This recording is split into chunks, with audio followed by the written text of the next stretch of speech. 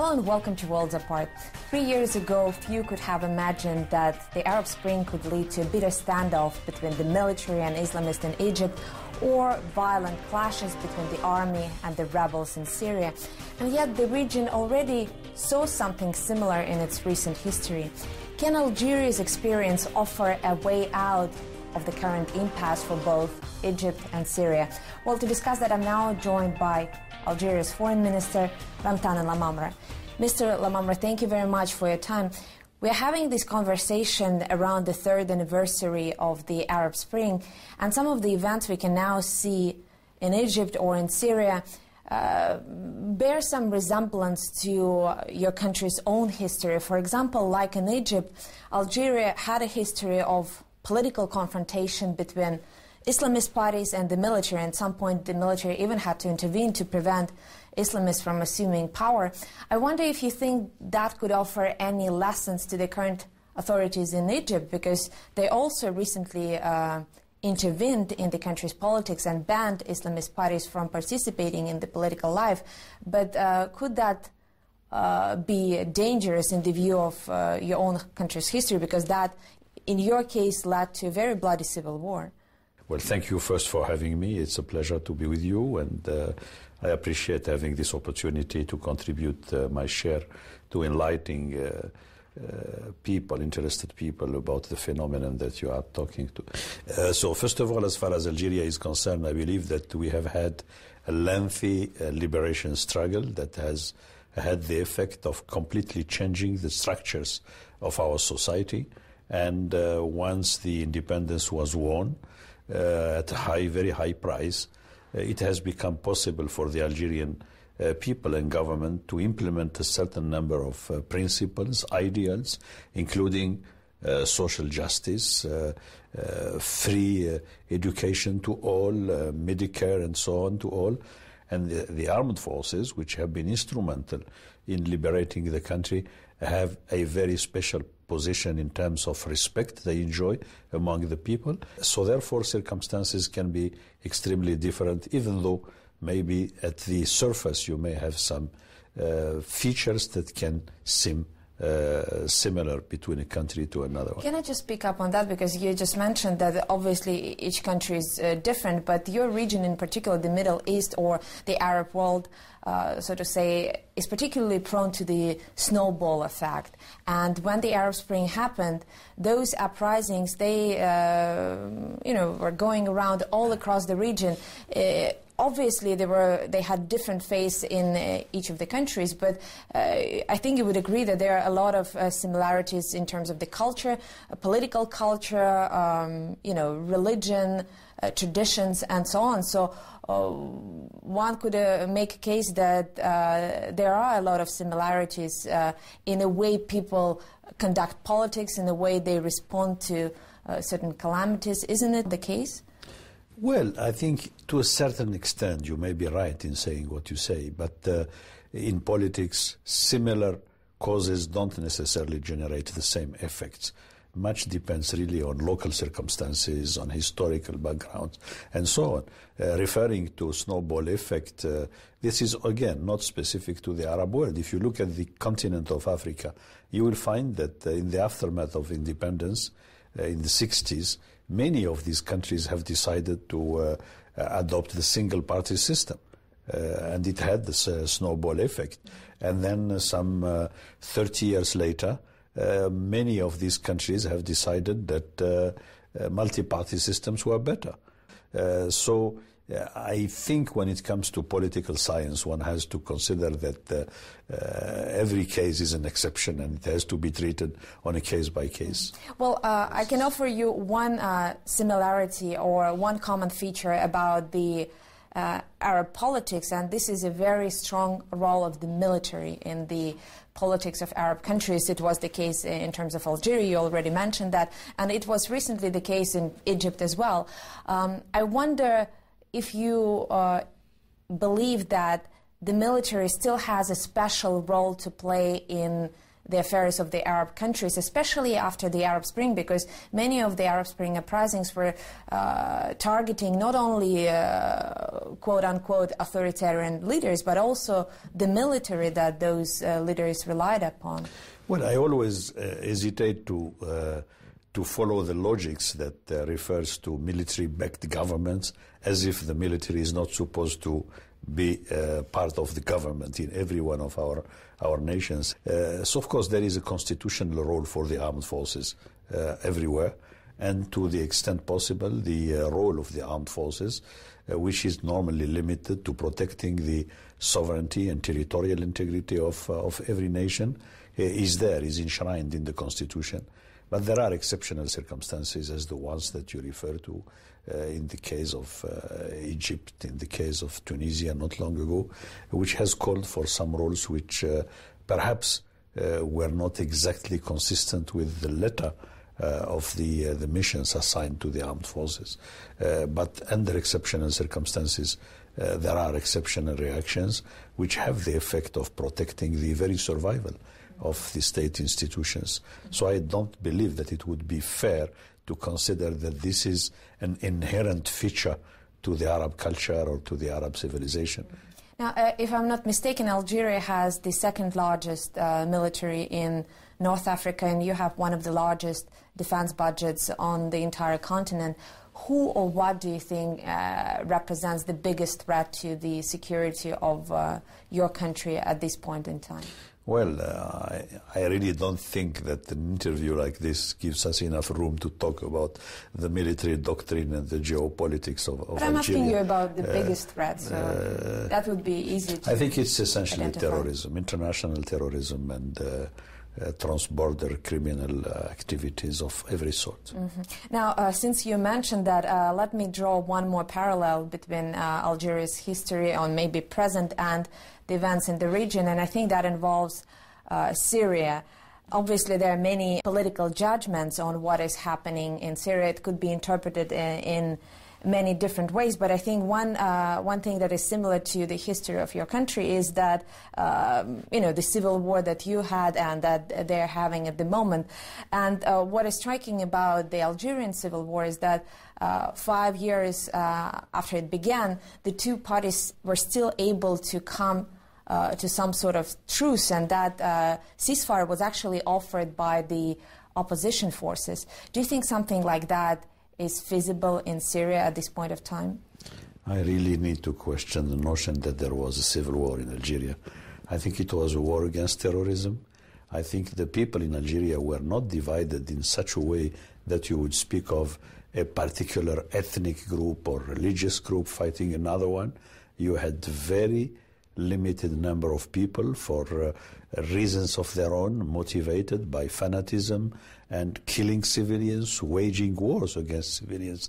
So the situation between Syria and Algeria, I think its comparison is not but really a fair basis. But you do realize that President Assad would say exactly something exactly like that at this point of time, that there is, he actually said it on a number of occasions, that there is no civil war in Syria, that it is a fight against international terrorism rather than an internal struggle. Well, what is being said by a particular spokesperson or statesman about their own situation does not mean that it supports the notion that there has been a civil war in other parts of the world, in particular in Algeria. And if one is to leave aside Al-Qaeda and the terrible activities that they have been committing in Algeria and elsewhere, it would mean that in a way people tend to sort of ennoblish terrorism by calling it political violence or calling it civil war. Clearly, the situations are quite different in the two countries. It doesn't mean, I need to emphasize that there is no terrorism in Syria. Quite frankly, there is terrorism in Syria, but not all the fighters in Syria are necessarily reporting to terrorist groups or being motivated by terrorist and fanaticism. Mm-hmm.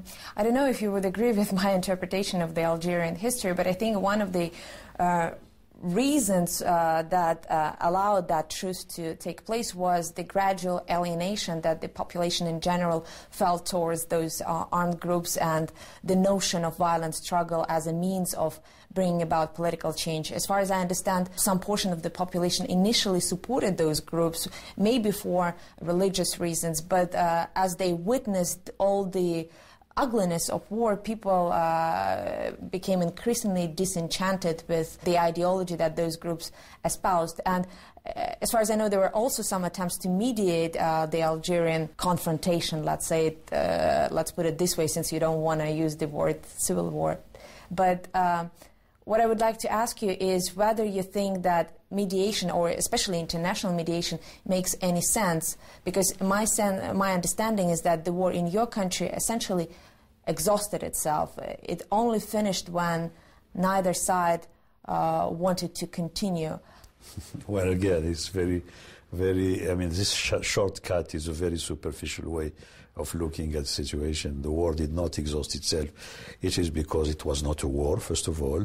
It's terrorist incidents. But it continued for 5 years. Even beyond 5 years. If it comes to terrorism, well, terrorism has been with some of societies for 50 years. They certainly had some support among the local population. If you look at Germany, of Italy, and there can be always some support among the population. But under historic circumstances, there is an aspiration for change in many countries, and that is taken hostage by a group of motivated people who claim to represent some teachings from God, and therefore maybe a small section of the people can be inspired by such a political discourse that refers to religion. It doesn't mean at all that they had supporters among the people. And again, I really don't think that this notion of Arab Spring, which was born later on, and that to me it is a language that is inherited from the Cold War. It has more to do with the history of East and West confrontation, with the Prague Spring that the Western media have developed, that with the Arab and Muslim civilization. In Arab and Muslim civilization, there have been sequences of people developing their own attempts or their own efforts at being part of the decision-making processes, appropriating portions of power, be it political or economical, and that is a quite natural evolution of the societies. In other cases, perhaps different circumstances made it so that such an evolution did not happen on time. It had to take place at a later stage, and sometimes it had to come through violence. I'm not justifying it, I'm just trying to understand it and to say that each society really has its own criteria of evolution. Mm-hmm.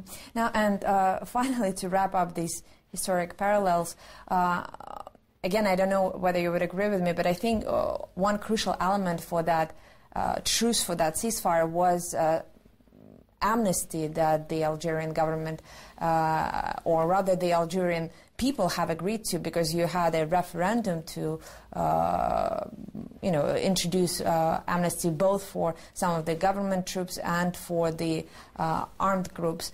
How crucial that was, in your opinion, for sustaining that fragile peace, and how did Algeria arrive there? Because after you had such a violent struggle for several years, reconciliation and forgiveness are probably not the first things that come to your mind.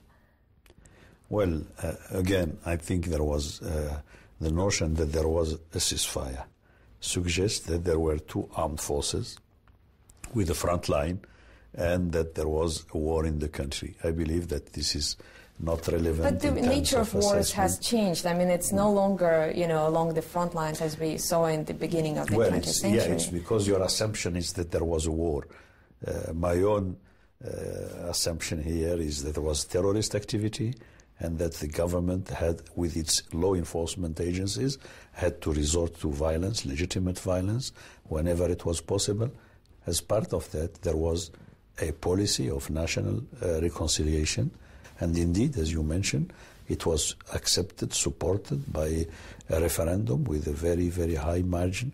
It has not been done in the form of a negotiation in order to achieve a ceasefire and then to organize peace settlement of a dispute or of a conflict, and therefore there was no need for international mediation.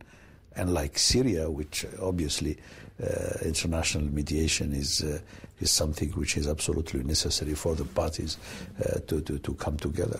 Mr. Lamamra, we have to take a very short break now, but when we come back, Algeria managed to put an end to violence within its own borders, but how much is its security compromised by the wars raging in the neighborhood? That's coming up in a few moments here on Worlds Apart.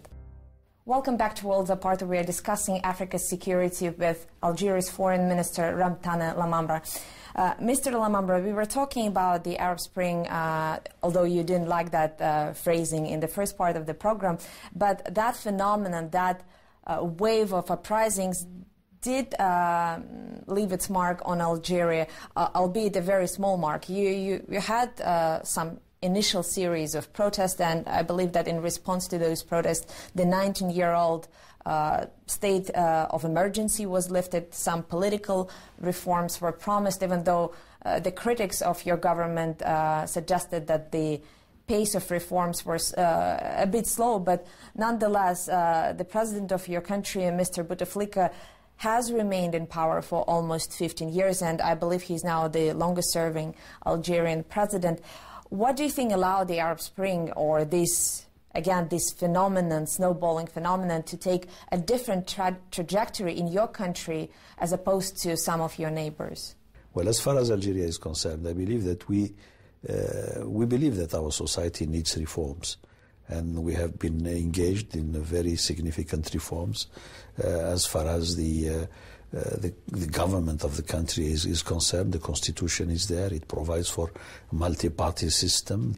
There is a law that has provided for ladies to be represented in all the elected assemblies by a minimum of 1/3 of the membership of all these assemblies.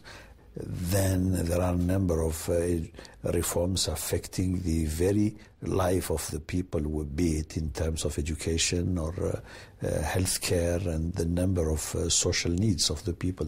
So I believe that these people that has led one of the most heroic liberation struggle in the past century had this duty to implement a number of reforms aiming at changing the very fabrics of our society, and indeed that has happened.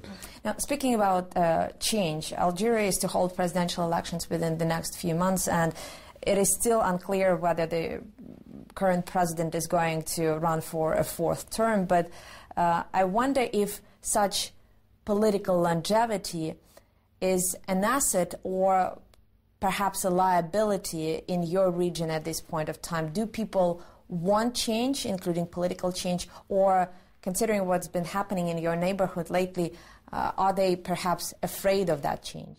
Well, in a democratic system, as long as things happen consistent with the Constitution, the people have the opportunity to do whatever they choose in terms of free choice and in terms of political will. So based on the time frame which is foreseen by the Algerian law, candidates have up to the 3rd of March to make up their minds and to submit their own file, which has to be consistent with a number of very demanding legal requirements. By that time, the people will have the freedom of choosing whoever they like to lead the country. Absolutely, but I'm sure you have a sense of what people in your country want. Do you think they still aspire to the notion of change? Because a couple of years ago, the word change was one of the most popular words in geopolitical vocabulary. Everybody wanted change. It was a very romantic word. But nowadays, it seems that after all those sometimes negative changes in your geopolitical environment, people may be a bit more risk-averse, a bit more hesitant to face up to that change. Again, in a democratic situation, one has to wait until the decisions are made by the people so that you could assess. Even political scientists should not get lost in anticipating things. Rather, they would better base their judgments and their assessments on the actual figures that will come out the the polling stations. Now, you're a career diplomat, and that's why many of your answers are so diplomatic. One of the recent posts that you held was the position of the African Union's Commissioner for Peace and Security. Your tenure ended last year, and I believe in that capacity you had to deal a lot with the questions of war and peace, with the issues of conflict. And obviously the African continent had its fair share of pretty bloody and turbulent conflicts, but it seems that the number of those hotspots has been multiplying over the past few years. Do you share this feeling? No, my assessment is that the number of hotspots has been diminishing. The scope of the conflicts in Africa has been reducing, but you do have a number of issues which are being resolved. At the same time, the headlines and the focus in the media is on the trains that do not reach the station on time. And that's why there is a focus today on South Sudan, on the Central African Republic. But the progress achieved in the Sahel region compared with the situation last year tends to be forgotten by the media. We understand why. The progress which is being achieved also in the Great Lakes region is not that much highlighted by the daily media. Significant progress in Somalia as well. So I believe that the overall trend in Africa is towards a gradual progress in preventing conflicts and in resolving them, though one can, of course, appreciate the fact that it calls for a lot of resources, sometimes for peacekeeping operations, which are costly, which need time to mature and to bring about peace and stability. Mm-hmm. Now, speaking about North Africa, which was long considered a fairly peaceful and one of the most developed African regions, this is where instability is still present. And you mentioned terrorism as one of the biggest threats to your country. Historically, you struggle a lot with domestic terrorism, which we discussed previously, but last year you also had to face up to the international terrorism. I mean, of course, that attack on the gas facility in Algeria. I know that the investigation was launched to understand how something like that could happen. Is it clear how the terrorists were able to access that facility? Because as far as I understand, it was fairly well protected. Well, first of all, the notion that there should be a clear divide between domestic terrorism and international terrorism needs also to be addressed and corrected. I think by virtue of its definition, terrorism is international. So when it comes to landscapes such as the Sahara Desert, of course it takes very sophisticated equipment which are not necessarily available to the armed forces in our part of the world to detect long in advance and terrorist activities being a threat, direct or imminent threat to any particular facility. And then once it happens, I think the way the Algerian authorities have managed to resolve the Tigenturin incident was a highly professional way given the circumstances. I would like to ask you very quickly, if I may, although it's a very difficult question, but what do you think is the best way for stemming international terrorism, especially in the Middle East and North Africa now? Because, again, I don't know if you would agree with me, but at least in the region of Northern Africa and the Middle East, that threat seems to be growing, and there seems to be so far not much in the way of cooperation on the part of various governments in dealing with it. There is a progress in cooperation. I believe that there are a number of things which are taking place very discreetly. There are regulations, there are entities which are being established, be they at the level of the Arab League or the level of the African Union. I believe that expertise is being acquired, experience is being shared among security services, armed forces, and I think overall most governments have understood that you need a combination of steps to be taken, tools to be used in order to prevent and defeat terrorism. Obviously you need democracy, you need transparency, you need good governance, you need rule of law. You need also to address the underlying causes of unfairness and unhappiness, instability. So therefore, employment of youth, for instance, it should be one of the priorities everywhere. You need also, obviously, to make sure that a number of key principles of good neighborly relations between countries do prevail actually in the relations between countries, and that even if there are differences, there are disputes over whatever, when it comes to terrorism, there should be a solidarity.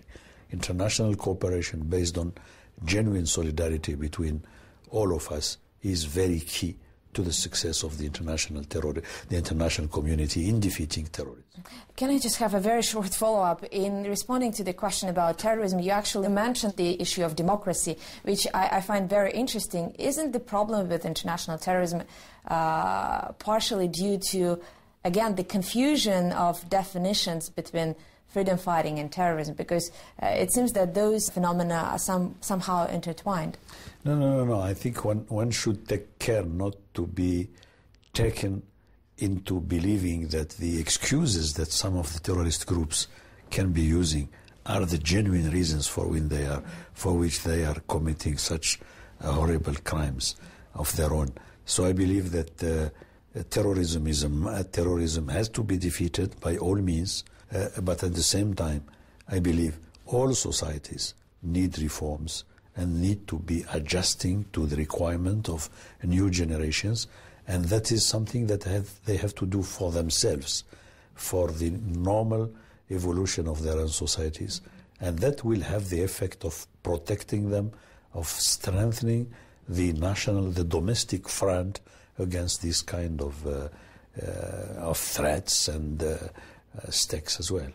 Mr. Lamamra, I really appreciate your time, and to our viewers, if you like the show, please join us again, same place, same time, here on Worlds Apart.